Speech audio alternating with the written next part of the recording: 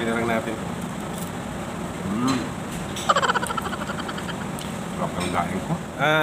Kain. Wala kayong munggol eh. Ayos. Ayan mga idol, kitang-kita naman ang liwanag ng buwan mga idol. Sarap manghuli ng isda pag ganitong maliwanag ang buwan. Tumatabi sa gilid ng barko, kumukubli sila sa ano. Ayan, nakakahuli na nga tayo mga idol. Pangagawa naman natin ng daing at ngayon ay meron tayong special na gagawin.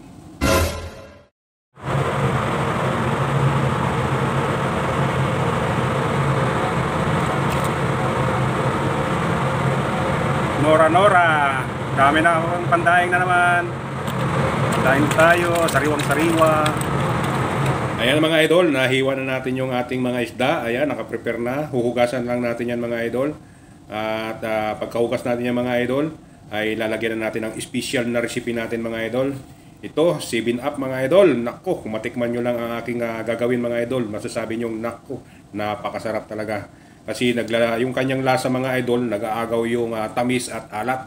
Oo, talagang pwede mo siyang papakin mga idol. Hindi siya sabi mong napakaalat at hindi rin siya masyadong matamis. Saktong-sakto lang talaga mga idol. Ayan. Ngayon mga idol, pag nalagyan na natin ng asin ay ating kukunin na yan. Ibababad muna mga idol. Nakaimata na natin lahat mga idol. Ibilag na natin yan maghapon. 6.5 hours later. Halo namin sa gulay. Pinirito na. Dapat muna namin munggo para madali siya lagayin. Gagatan namin dito yung halo namin dito yung daing namin. Ayan na yung nilagang munggo. Malambot na mga idol. Pulong-pulo na siya. Magkikita na tayo ng bawang. Ayan. Tapos lagyan natin yung sibuyas. May sili yan mga idol.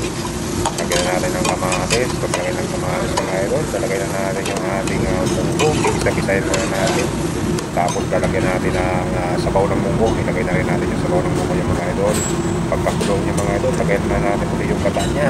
Ayan na yung gata mga idol. Tapos pagkulong niya, ay ilalagay na natin yung ating gulay. Kasi yan lang yung gulay na pwede natin ilagay dyan. Ayan na mga idol, pwede na. Masarap naman pagkain dito. Ito, lapu-lapu to. Ito, lapu-lapu din yan. Dip. Sarap naman yan. Pero mas masarap yung niloloto namin. Ito, ang palaya. Dal, salad, gulay pala. Ayan. Sarap naman yung pagkain namin, di ba? Pero mas masarap yung fresh.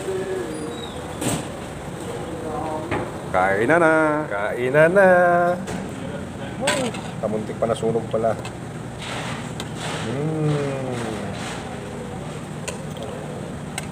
Ito yung ating niluto. Kain tayo. Unang subo mga idol. Tikman na natin. Paano ito ka din? Ayos. Very good. Malang-alang. Sarap talaga. Kaya tayo. Kain. Wala kayong munggol eh. Ayos. A few moments later. Taob ang bangka, Marlon.